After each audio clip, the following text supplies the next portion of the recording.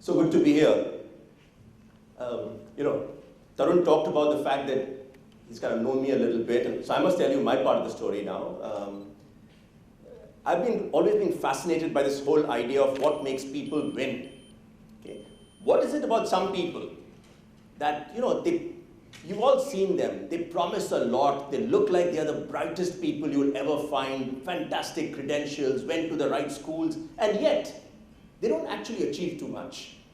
And equally, you come across people who don't look, like great winners and, look very ordinary, but they go on to do so much more and achieve so much more.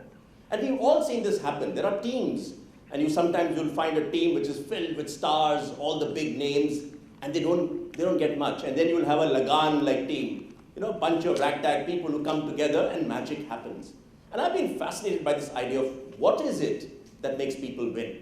And I have found that whether it's life, it's business, it's sport, you'll find there are lots of common features which which help explain what makes people win. And that's really what I'm going to try and share with you today. Maybe spend the next 30 minutes or so, have some fun, tell you a little bit about what I think I've learned about what makes people win. And when we are talking about winners, I thought I must tell you about this guy who used to be like a neighbor, young kid, just married, and he had this amazing energy. So he had just started what I thought was a wealth management business, fund kind of thing. But he had this, I knew him best for his ability to play cricket, okay? And to get everybody else in the building to come and play cricket. So, everybody who was even 5 years older than him suddenly became uncle. And everybody would be called in to play cricket. And that kid, okay, who I knew and used to be a pretty decent cricketer first, has actually gone on to run that business and now discovered is 11 years old. It's TBNG, and I'm talking about Tarun. So, if you give an example of what makes a winner, hey, we've got someone sitting over here. I think that's pretty soft as a round of applause for a man who's actually done quite a bit for us. So let's hear it for him. So, when I was growing up as a little kid, I had a dream. I wanted to fly. A kite, actually. How many of you ever flown a kite in your life? Okay, lots of people. So if you've flown a kite in your life, you will know that the toughest thing about flying a kite is getting started. Yeah? Once a kite is up in the air, as Jeffrey Boycott would say, even my mom-in-law can fly the kite after that. Yeah? Getting it up is tough. Okay? And I think that's true for a lot of things in our life. Getting started is difficult. Getting started is really the tough bit. And what happens to many of us is we try, and when it doesn't work, we give up very quickly. And because we give up, so you try and fly a kite, thoda try kiya, it didn't go up, and then you kind of rationalize. You say, the sun doesn't suit my skin. I'd rather go and play marbles. And you don't then discover the joy of being able to fly a kite. Okay? And as a little kid, 6 years old, my dream was to really be able to fly a kite and try as hard as I might. I just couldn't get it up. And then I discovered something else, and that's something you'll know too. You know what? If you ask for help, you can actually achieve a lot more. So if you had asked someone to say, will you hold the kite up for me and just hoist it, you'll suddenly discover that you can learn how to fly a kite. So here I was, 6-year-old, not able to fly a kite, and I discovered there was someone else I knew who was 9 years old and couldn't fly a kite. And that was my elder sister. And I told her, why don't you kind of hold this up for me? And she held it up, and I flew a kite, and I was so thrilled. Of course, more thrilled was my sister, who said, who went to town telling everybody how she helped this little fellow fly a kite. So here were two people, neither of whom could fly a kite, but when they came together, they could actually get that kite to fly. So I think that's something else that I've learned in my life, that for a lot of us, we are too scared to ask for help. Okay. In our life, we want to achieve something, we want to do something, we try, and if we can't succeed, we don't ask for help, because we say, asking for help is like admitting I'm not good enough. It's like saying I don't know enough. So we don't ask for help. And then we don't actually achieve all that we might have been able to achieve if we were willing to ask for help. So I think those are two early lessons that I learned, which have probably stayed with me. And if I look at the context in which we are, I think it's probably relevant for a lot of people. Investing and getting started in creating wealth is often about getting started. Okay. Many of us take a long time to get started. And I think if you can get started early enough, you'll probably find you can achieve a lot. And second, when you don't know something, I think you need to be willing to ask for help. Okay? So when we talk about winners, we tend to think of these people as being on top of the world, so I thought I'll start there. Now, this is a picture of the world's highest mountain peak, which is Mount Everest. So if you know it's Mount Everest, you probably also know that the first two people who climbed Mount Everest were Edmund Hillary and Sherpa Tenzing. Yeah? So I think it's interesting. These are the two people who climbed Mount Everest. It's not as if, one morning Hillary got up and told Tenzing, "Chal yaar, Mount Everest chalte hain." That's not how it worked. It took a lot of planning, took a lot of preparation before they actually got there. And the story goes that, Hillary tried several times to climb Mount Everest and didn't succeed. He tried and he failed, and he tried again and he failed, and he tried a third time and he failed. And apparently after one such failed mission, he was standing at base camp and he looked up at Mount Everest and he screamed and he said, "You Mount Everest, don't be so proud. I'll get you one day. I'll get you because you're a mountain. You won't grow. I'm a human being. I'll grow. I'll get better." Okay? And I think that's a good attitude to have towards any challenge that you might face. And winners tend to have this ability to back themselves, to say, doesn't matter what the challenge is, doesn't matter how big the problem might seem, they back themselves to actually succeed and to win. Okay? Which brings me to another question, which is, imagine that you have those two people who want to climb a mountain. What do you think is the most important thing they need if they want to climb a mountain? If two people want to climb a mountain, what's the most important thing they need? Attitude. So you need to have the right attitude if you want to climb a mountain. So I think it's a pretty good answer. What else do you need? You need, who said that? Yeah, you need training. Yeah, so I think it helps to be trained, because it's easy to say that I want to climb a mountain, but if you don't have training, maybe you can't get there. So it doesn't hurt to be able to tell the world that I've been to some IIM, Indian Institute of Mountaineering. Maybe that'll help. So it's a good idea. You need training. What else do you need? Sorry? You need a plan? You need a plan, because if you don't have a plan, you can't just suddenly decide I want to go and climb Mount Everest. I think it's a good one. You need support. Sorry? Fitness. Who said fitness? Yeah, I think you need fitness. Okay, so I think it's important to tell yourself, am I fit? Am I in a condition which allows me to climb a mountain? What else you need? Perseverance. Sorry? Perseverance. You need perseverance. You will fail, but you've got to back yourself to say, it doesn't matter, I failed this time. I'll actually go and I'll try and do it again. What else do you need? Passion to achieve. Sorry? Passion to achieve. You need the pressure to achieve. Passion to achieve, absolutely. You need passion to achieve. You must get excited by the idea that, I want to achieve, I want to get something. So the truth, someone else said you need will, you need willpower, because it's scary, it's dangerous, and therefore you need the will to be able to climb a mountain. And in fact, it's such a dangerous thing that you actually need a will of the other kind too, if you want to climb a mountain. But you know what? The truth is, if two people want to climb a mountain, they need all of these. But really, the most important thing they need is the goddamn mountain. You need a mountain to get started. You need a goal. You need something that turns you on and says, that's what I want to achieve. And once you have a mountain, everything else will fall into place. What happens to many of us in our lives is, we don't have a goal, we don't have a mountain. And then we complain, yaar, training nahi hai, the weather is not right, the environment is not good, I don't have the right equipment, I'm so unlucky, I didn't get the right training. So we complain about all the things that we don't have. When the truth is that if you want to get started, you first need the mountain. You need a goal. And that's the beginning of really any big achievement. You need a goal that gets you excited. Once you have a mountain, you'll suddenly discover that nothing else matters. You get up in the morning and it's very cloudy and you say, damn good, because now if it's cloudy in the morning, it'll be sunny in the afternoon, so I can actually get somewhere. If you have a mountain in your life, you'll suddenly discover that you have an uncle who calls you and says, I have equipment lying in my garage. Do you want it? Take it. Things will happen, provided you have a mountain.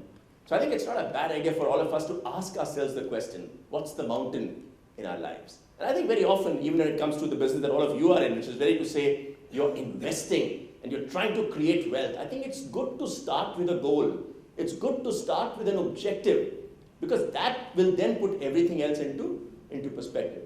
Like someone said, to a man who doesn't know where he's going, any road will take him there. So I think it's important for us to know what that goal is, what the mountain is. I want to tell you about a man who I think in many senses tells us a lot about what winning is really all about. And his name is Karli Takacs. Okay, anyone here has heard of him? Great. If you haven't heard of him, I can tell you anything about him and you've got to believe me now. So here's an interesting man. He was, he was a sergeant in the Hungarian army, and he was also the world's best pistol shooter. He had just won the world championship in pistol shooting. And he was widely tipped to win a gold medal at the upcoming Olympic Games. We're now talking about the year 1938. So, 1940, Tokyo mein Olympics hone wale the, and everyone said, here's the man who's going to win the gold in the shooting event. Life for Takacs was good. One day, disaster struck. Okay? He was training with the Hungarian army and he had a grenade in his hand which he had to throw. But before he could throw the grenade, it exploded in his hand. And as it exploded, it took his right hand away from his shoulder. The hand that was the world's best shooting hand was gone. The hand that was potentially a gold medal winning hand was gone in a jiffy. And Takacs found himself in hospital, and obviously sitting there, one hand gone. And you can imagine, most of us would say, why do such things happen to good people? Poor fellow. He had the world at his feet. He was the champion. And suddenly, it was all gone. And we would have, if that man had gone on to become a beggar somewhere or lived the life of a recluse, we would have understood, poor fellow, what might have been. But you know what? Takacs was made of sterner stuff. He sat over there and he said to himself, I'm a lucky guy. That damn thing could have killed me. And it just took a hand away. I could have died in that damn accident. But I'm so lucky I only lost a hand. I still have a head, I still have eyes, I still have fire in the belly, I still have 2 legs, and I still have a good left hand. And within 3 weeks of being in hospital, Takacs decided to go out and train his left hand to shoot. A hand that could barely pick up a cup of tea and put it to his lips without spilling the tea. He said, I'm going to get that hand to shoot. And he starts training. Okay? And then, of course, the World War broke out in 1940, 1944. There were no Olympic Games. But Takacs started training and became a national, started competing in the nationals. In 1948, when the Olympics came back to London, Hungary picked Takacs to go and shoot at the Olympic Games. Okay? And if you check the records, you'll find that the winner of the shooting event at the London Olympic Games in 1948 was a man shooting with his left hand, Karoli Takacs. Now I can see some of you shaking your head and saying, हाँ, मैं भी यही करता. मैं उसकी जगह में होता तो मैं भी यही करता. The truth is, this can happen to any of us. You might think you're very close to success. You might think you're at the brink of great achievements, and suddenly disaster strikes and everything seems to be gone. When that happens, I think it's a good idea to tell yourself that I need to think like Takacs. I need to get his mindset and try and say, what can I learn from him? And I think there are 2 or 3 things that we can all take away. First, I think it's a good idea to say, focus on your strengths. Don't worry about what you don't have. For most of us, if you lose a right hand, you'll spend the rest of your life saying, Agar ye haath hota, to kya hota? If I had that one thing, look what I could have achieved. So most of us go through our lives looking at that one thing we don't have. And we tell ourselves, if I had that, I would have been unstoppable. If I had that, I would have been Aishwarya Rai. We all imagine that that's the one thing that's missing and that could have changed our life. But look at Takacs. He didn't worry about what he didn't have. He focused on what he had. He focused on his strengths. His strength here, the fire in the belly, the fact that he has a good hand. I think it's a good lesson for all of us to say, focus on your strengths. The truth is, for many of us, by the time we are 21, we have a PhD in our weaknesses. We grow up being told what we're not good at. Think of this, if let's say a neighbor has a little kid, 10-year-old, and the kid is a damn good footballer, and he might just be the Messi that India is looking for. He also writes lovely letters to his grandmother, and he might just turn out to be a great author. Slight problem. While he's a good footballer, good writer, he's weak in maths. What do his parents do? Put him in maths tuition. Maths coaching class, maths tuition. Put him in maths tuition. And not only do we put him in maths tuition, we also tell him, agar maths mein marks nahi aayenge, ye football se band kar denge, till you do well in that. Right? We don't give him a chance to say, let's send him to a football school and he might become a great footballer. We don't send him to a writing school and say, maybe he'll become a great writer. We look at his weakness and say, let's fix his weakness.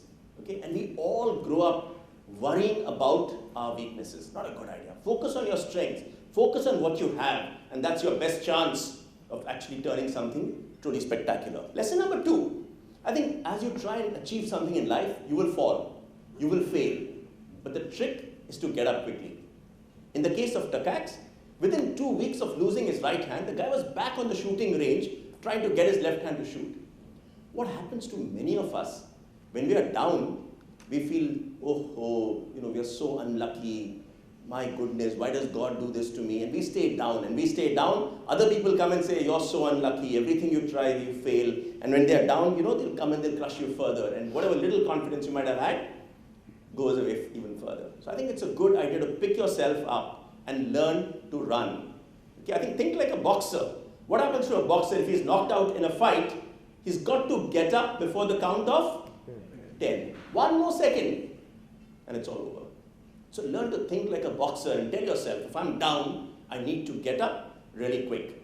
And the third lesson is really this, which is I think the most important part of it, which is, winning a gold medal in shooting is not about the hand, it's about the head. It's about attitude. It's about how do you get your head to start thinking like a winner? How do you get your head to start focusing on winning? The skills will come, and they'll come far more easily. Okay? And I think if you want to look at saying, how do I get that attitude? What do winners do? I thought I'd try and capture 5 lessons or 5 traits that I think winners show which makes them different. And I'm going to start with a man, Ricky Ponting, arguably one of the better batsmen the world has seen, also the coach of the Mumbai Indians team. Terrific guy. And if you watched Ponting play, the one thing that made his batting special was his ability to find the gaps. You could set any field for him, and Ponting will find the gaps and score a boundary. And someone once asked him this question, tell us what's the secret? How do you do it? And Ponting's answer was interesting. And he said, you know what? With almost any test batsman, when they go out in the middle and stand there and they look at the field, he says for every batsman, all the fielders get imprinted in the batsman's mind. He can shut his eyes and he'll tell you where the fielders are. And Ponting says, when I look around, I don't see the fielders, I only see the gaps. The gaps get imprinted in my mind. So it's an interesting way to look at it. Everyone sees the fielders, and Ponting says, I see the gaps. I think winners have this ability to kind of look beyond obstacles at opportunities. But the question to ask yourself is, what do you see? Okay. As people, many of us get trained to look at the problem. Someone tells us, ye kar sakte hain, and we are very quick to say, what's wrong with it? What's the problem? Okay. And if you start looking for problems, you'll find lots of problems. Okay. If you had all those fielders imprinted in your mind, good chance that every time you hit the ball, you'll find a fielder. Right? And the truth is that in life, you can't choose where the fielders will be. You can't choose where the obstacles will be. But you can choose what are you going to look at? What are you going to focus on? And I think winners have this optimism, this ability to look at the brighter side, this ability to look at a glass and say it's half full rather than saying it's half empty. And I think that little difference makes sure that they look at opportunities. How many of us have seen that there are people in the same situation, same circumstances, growing up together, and yet one person keeps complaining about how the world is such a terrible place. This country mein kuch nahi hota hai, there are problems, corruption hai, nothing moves. And yet in the same system, you have young people coming up and achieving so much more.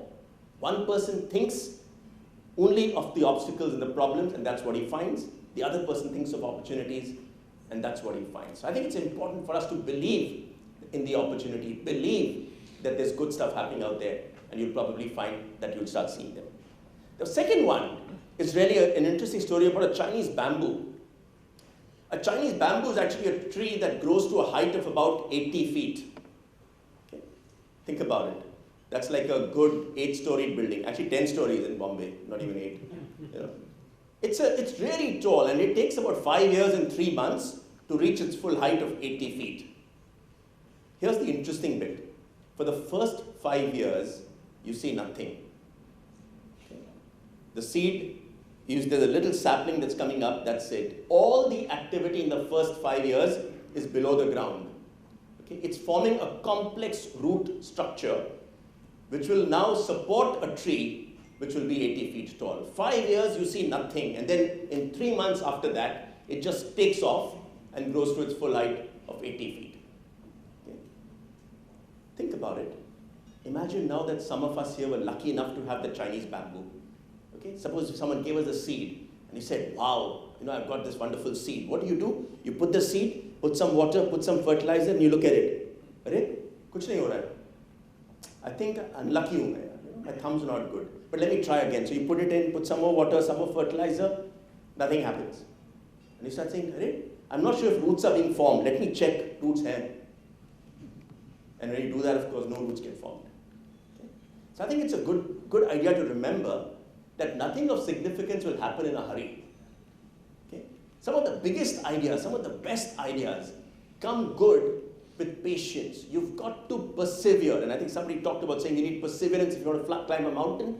You need to believe that you'll get it right. Okay? And if you get too caught up in looking for quick results, you will find that, one morning there's a shower and there are mushrooms that come up and you say, wow, look at this, what a good thing. Kal raat ko nahi tha, aaj hai.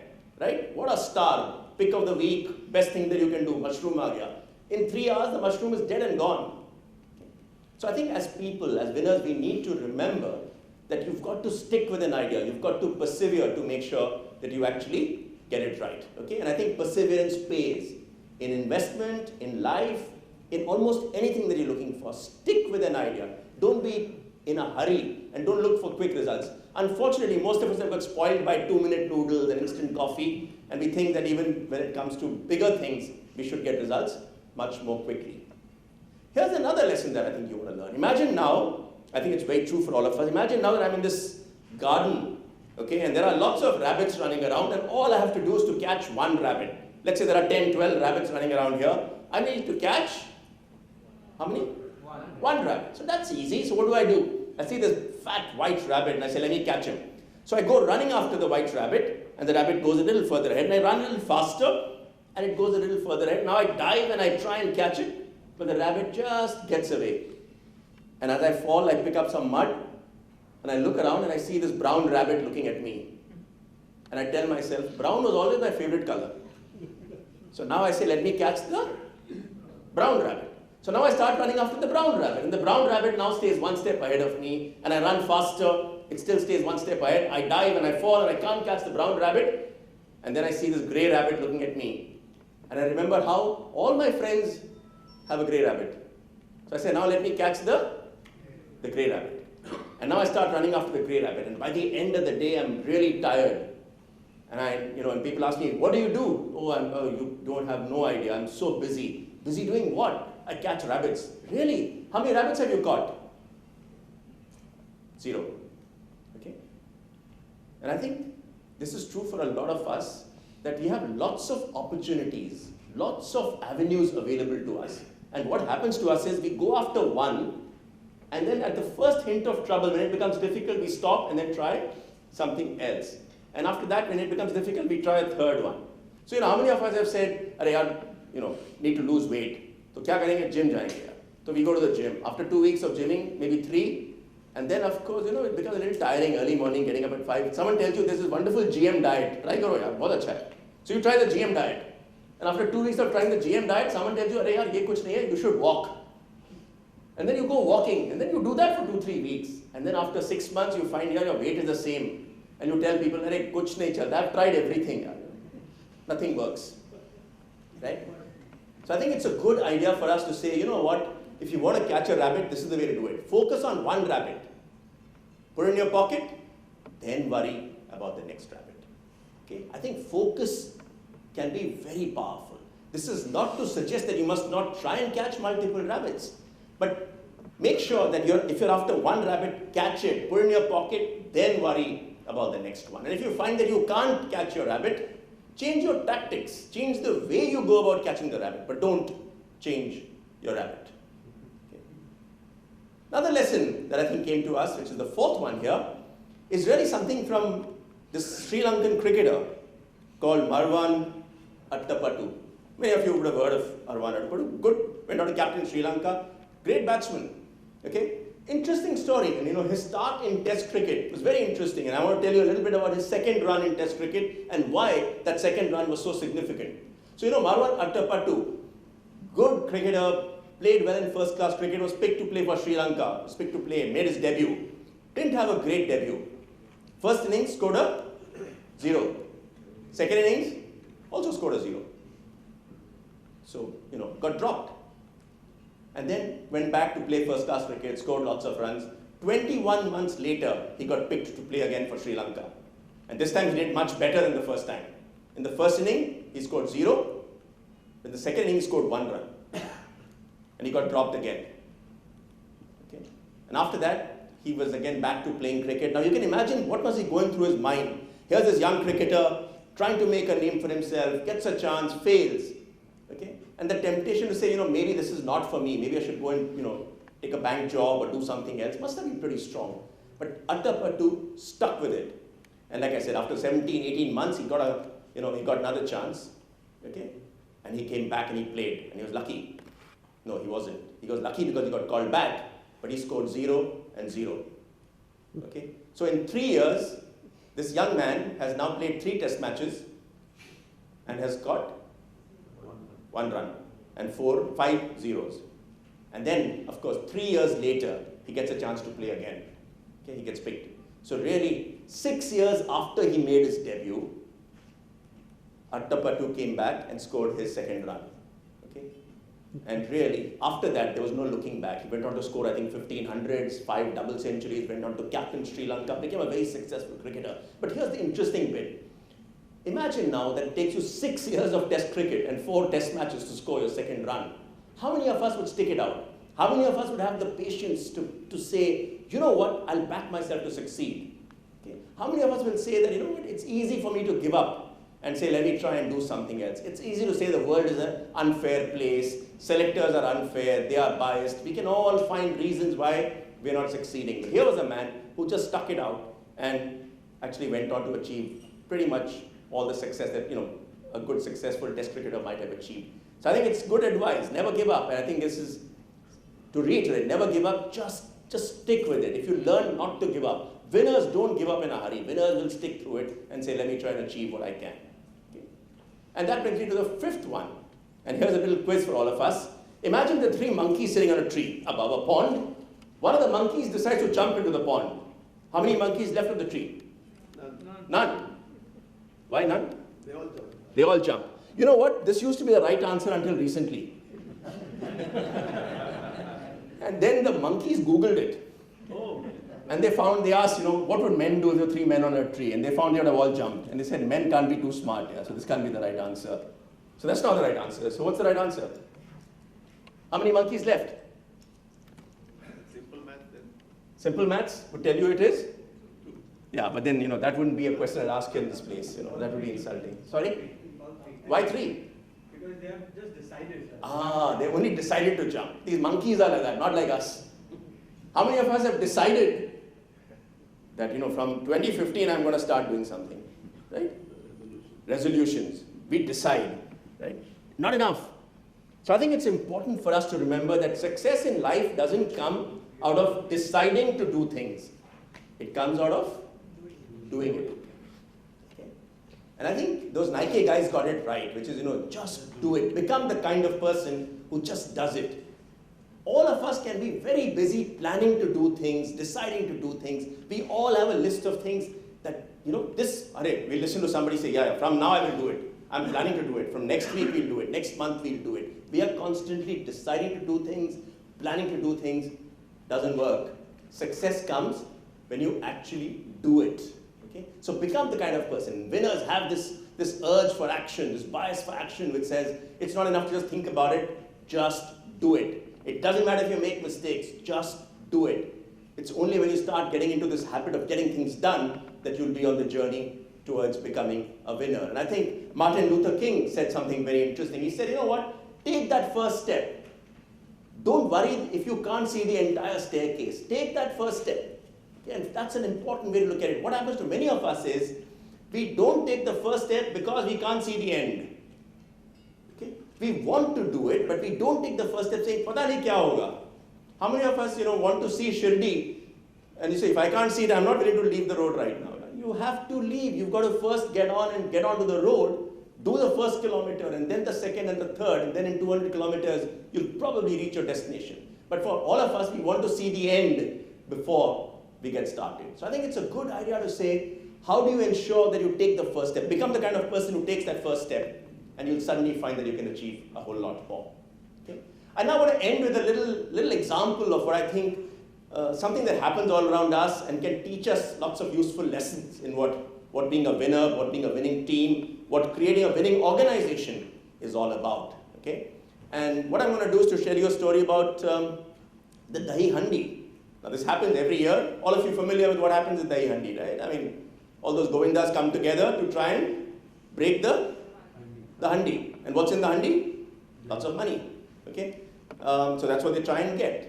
And I think in that simple act that happens every year, maybe there are lessons that all of us can take away in what being a winner or what being a winning team is all about. So let me start with the first one. Okay? Think about it. You need to have one common goal, and it should be visible to the entire team. Okay? For those Govindas who stand over there, they all know that they are here to break the Handi. Okay? The guy at the top knows it, the guy at the bottom knows it. The guy at the farthest corner knows that that's what we are here for. And it's a common goal. You cannot succeed if one part of the team says we need to break the Handi and somebody else says, nahi yaar, mujhe wo nimbu chahiye. Right? And often it happens that goals clash. So I think if you're working with a partner, if you're working with a team, if you're working with a financial advisor, it's important that you have a common goal, that you agreed on what the goal is. You've also shared it. Very often we think, I know what my goal is, I'm assuming that the other person knows what my goal is. That's not a good idea. You've got to make sure everyone understands what the goal is.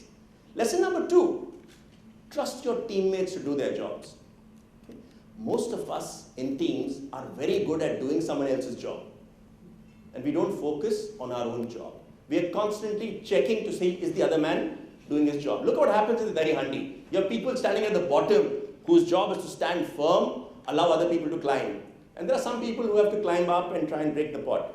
Now the guy at the bottom doesn't stand over there and after 2 minutes say, yaar, let me check kya ho raha hai, wo sahi kar raha hai ya nahi kar raha hai. Yeah? Doesn't do that. Okay. So I think it's important to trust the people you work with. And especially now, if you go back to your example of how we work with advisors, consultants, investors, you have enough people who are constantly double guessing whether he's doing it right. I used to be a brand manager, several years ago on a soap brand, and I got some good advice from my boss at that time. When we had an advertising agency sitting with us, and I was trying to tell them what they must do. And and my boss said, you know what, it's a bad idea to keep a dog and bark yourself. And I think it's a lesson that stayed with me. So if you have a dog, let the dog do the barking. But all of us are very quick to say, mera kaam chhod ke, let me try and do what the other person is trying to do. So not a good idea. Trust your teammates. Lesson number 3, don't be scared to fail.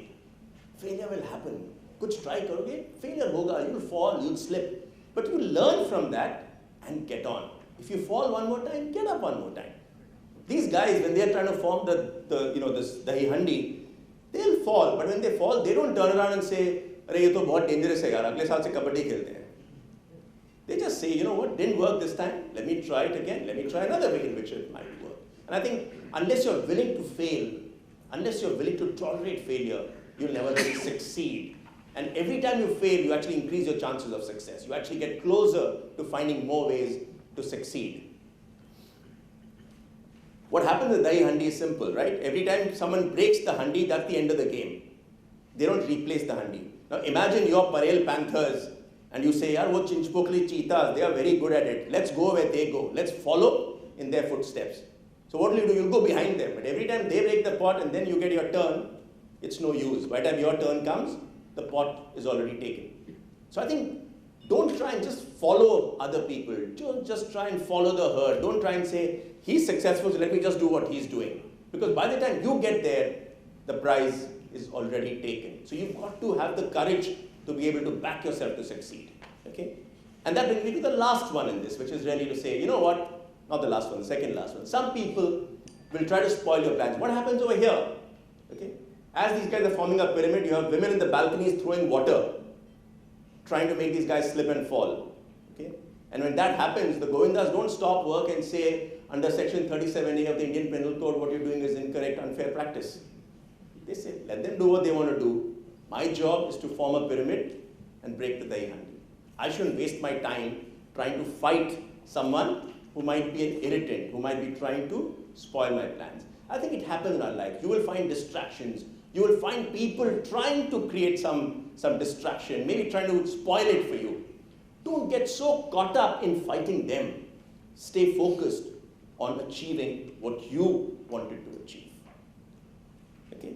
And the last one here is really this. You know what? Success in life comes when A is greater than R, when your ambition is greater than your resources. What happens to many of us is we set our ambitions low because we think we don't have resources.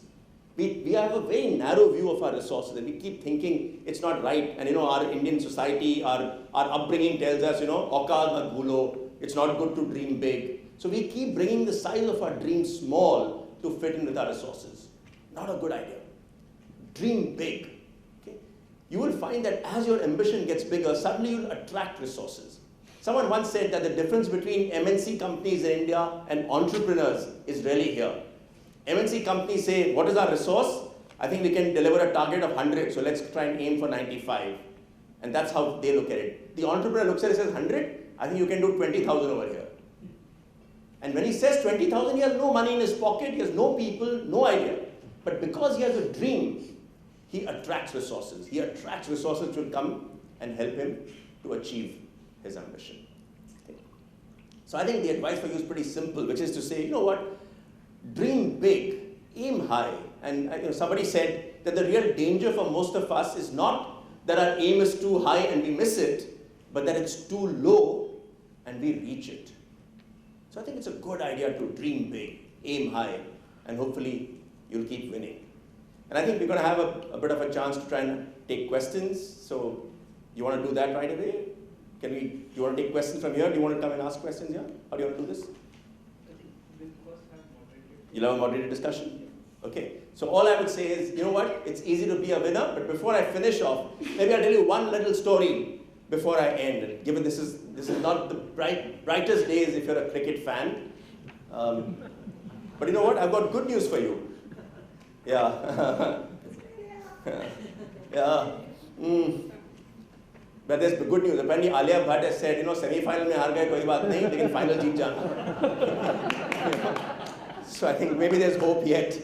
But I just thought I'd tell you one little lesson, which I think comes to us from a man who's been what a winner is all about. Someone who's taught all of us what being a winner is all about. Someone who's shown us, being an Indian, you can truly be world class and you can be the best in the world. And I'm talking about that man, Sachin Tendulkar. Okay. Lots of stories about what makes him a winner. And I'll just tell you one little story which I think is quite fascinating. It's a story from his debut series. This is 1989, India versus Pakistan. 16-year-old kid chosen to play for India. This is the 4th test match in Sialkot. India's in trouble, 38 for 4, in real danger of losing a test match and the series along with it. Waqar Younis, Wasim Akram, really letting the ball fly, the wickets green, fast, trouble. And 38 for 4, young Tendulkar walks out to bat and to join Navjot Singh Sidhu, who's at the non-striking end. In fact, it's a story that Sidhu loves to tell. I think it's a great story. Some of you might say, how can Sidhu be telling you a great story? But he's a great storyteller, and he's a fantastic story that Sidhu tells about Sachin Tendulkar. So Tendulkar comes out to bat, and I believe the second ball that he faces from Waqar Younis hits Tendulkar on the nose, and he starts bleeding. And the physio comes running in, and Sidhu walks up to him. And clearly, Sidhu says, I was scared to see this young talent. Everyone had said, such a great batsman. I was scared that, like a lot of people, this injury might scar him for life and he might never really become a great cricketer. And the physio came and told him, I think you should come and retire hurt, come to the dressing room, to the pavilion, and I'll take care of you. And Sidhu thought that's a good idea because, maybe by the time he goes back and comes again, the wicket would have eased a bit, the bowlers would have got tired, at least Tendulkar's confidence would have got restored. So Sidhu told Sachin, Sachin, I think you should retire hurt. And Sachin looked up at both of them, and in that squeaky voice, said 2 words. He said, Main khelega. Main khelega. That's what he said apparently. And like Sidhu says, those 2 words, I'll play, that's all he said. And those 2 words transformed a little kid into a giant. Because, Sachin said, maybe if I went to the dressing room, people would have understood. The world would have understood that I'm injured, I have to go. But he couldn't tell himself that I've let my team down. There was blood on his nose, blood on his glove, blood on his shirt. But he said, you know what, I'm going to stand here and fight because my team needs me to stand here and fight. And fight he did.